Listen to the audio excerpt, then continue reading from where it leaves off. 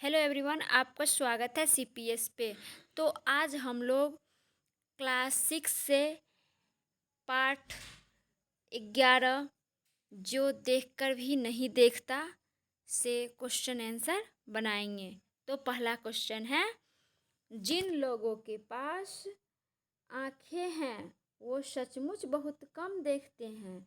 Helen Keller को ऐसा क्यों लगता था? इसका आंसर है, एक बार हेलेन केलर की प्रिय मित्र जंगल में घूमने गई थी। जब वह वापस लौटी तो हेलेन केलर ने उससे जंगल के बारे में जानना चाहा, तो उसकी मित्र ने जवाब दिया कि कुछ खास नहीं। तब उस समय हेलेन केलर को लगा कि सचमुच जिनके पास आंखें होती है वे बहुत ही कम देखते हैं। हेलेन को ऐसा इसलिए महसूस हुआ कि उन्हें प्रकृति की वस्तुओं को छूने से इतना आनंद आता है, तो दुनिया के सुंदर रंग उनकी मित्र की संवेदना को छू क्यों नहीं पाए। इस क्वेश्चन का ये जवाब है। हेलेन क्वेश्चन था, जिन लोगों के पास आंखें हैं वे सचमुच बहुत कम देखते हैं। हेलेन केलर को ऐसा क्यों लगता था? तो इसका उत्तर है, एक बार ना हेलेन केलर की मित्र जो थी वह जंगल घूमने गई थी, और जब जंगल से वापस लौटी तो हेलेन ने उससे पूछी कि जंगल के बारे में कुछ बताओ, वहाँ जाके तुमने क्या देखी। तो उसका जवाब उसकी मित्र ने जवाब दी कि कुछ खास नहीं देखे। तब उसको ना ये हेलेन केलर को बहुत आश्चर्य लगा कि जिसके पास आँख भी होता है वो बहुत कम देखते हैं। तो इसीलिए ऐसा महसूस हुआ कि उन्हें प्राकृतिक की जो वस्तुएं हैं जो वो छू कर उसको इतना आनंद आता है, तो जिसके पास आँखें हैं वो जो दुनिया के सुंदर रंग अन्य चीज कैसे नहीं देख सकती है। इसका आंसर यही है। ठीक है, तो अब अगला क्वेश्चन देखते हैं। अगला क्वेश्चन है, प्राकृतिक का जादू किसे कहा गया है? तो इसका उत्तर है, प्राकृतिक के अनमोल खजाने को, उसके अनमोल सौंदर्य और उसमें होने वाले नित्य प्रतिदिन बदलाव को प्रकृति का जादू कहा गया है, जिसमें ऋतुओं का बदलना, बसंत में फूलों का खिलना, बागों में पेड़ों पर बैठे पक्षी, कालीन के समान फैले हुए घास के मैदान आदि सम्मिलित है, आदि प्रकृति का जादू है। ठीक है, अब अगला क्वेश्चन देखते हैं। अगला क्वेश्चन है, कुछ खास तो नहीं। हेलेन की मित्र ने यह जवाब किस मौके पर दिया और यह सुनकर हेलेन को आश्चर्य क्यों नहीं हुआ? तो इसका आंसर हम आगे देखेंगे।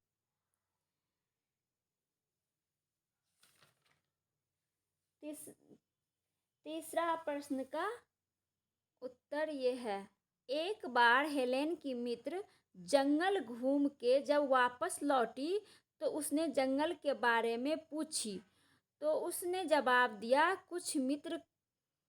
कुछ खास नहीं देखा। यह सुनकर हेलेन को आश्चर्य एक बार ना हेलेन की मित्र जो थी वो जंगल घूमने गई, और जब वहाँ से लौटी तो उसने जंगल के बारे में पूछी। कौन पूछी? हेलेन केलर, लेखिका। तो उसने जवाब दिया, कुछ खास नहीं देखा। तो हेलेन केलर को यह सुनकर आश्चर्य हुआ कि लोग कैसे आंखें होकर भी नहीं देखते हैं, क्योंकि उसके पास तो आंख भी नहीं था, और आंखें न होने के बावजूद भी प्रकृति की बहुत सारे चीज़ों को वह केवल स्पर्श करके, स्पर्श करने का मतलब हुआ केवल छू करके ही महसूस कर लेती थी। ठीक है, अगला क्वेश्चन देखते हैं। अगला क्वेश्चन है, हेलेन केलर प्रकृति की किन चीज़ों को छूकर और सुनकर पहचान लेती थी? पाठ के आधार पर इसका उत्तर लिखो। तो इसका उत्तर हम आगे देखेंगे।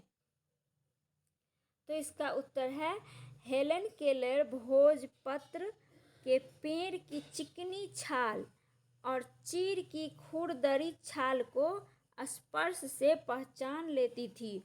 बसंत के दौरान वे टहनियों में नई कलियां, फूलों की पंखुड़ियों की मखमली सतह और उनकी घुमावदार बनावट को भी छूकर पहचान लेती थी। वे चिड़िया के मधुर स्वर को भी सुनकर पहचान लेती थी। ठीक है, हेलेन केलर जो थी उसके पास क्या आंखें नहीं थी, तब भी वो जंगल में गई थी तो सब कुछ उसको छू छू के उसको पता चल जाता था। जैसे भोजपत्र के पेड़, तो भोजपत्र के पेड़ जो होता है ना, उसका छाल जो होता है वो चिकनी होता है, और चीड़ की जो पेड़ होता है उसका खुरदुरी छाल होता है, तो वो स्पर्श करके पहचान लेती थी।